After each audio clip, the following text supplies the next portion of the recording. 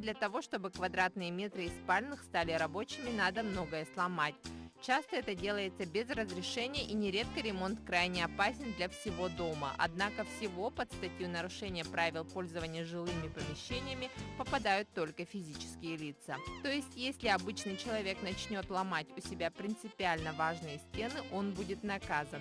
Если крушить квартиры начнет организация, то спросить вроде как не с кого. Группа депутатов в Госдуму внесла в парламент законопроект, исправляющий ситуацию. Предлагается ввести для юридических лиц штрафы от 40 тысяч до 50 тысяч рублей за незаконную перепланировку.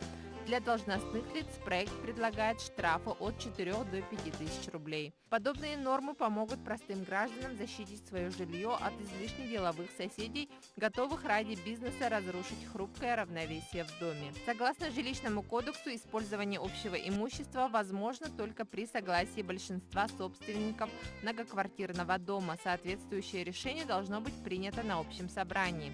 Конечно, установка лишних труб не является перепланировкой, однако правительственные эксперты предложили доработать законопроект и предусмотреть наказание для юридических лиц также за порчу жилых домов и их оборудования, самовольное переустройство либо использование их не по назначению.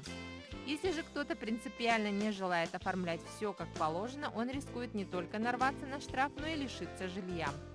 По постановлению суда жилплощадь, принадлежащая злостным нарушителям, может быть продана с торгов.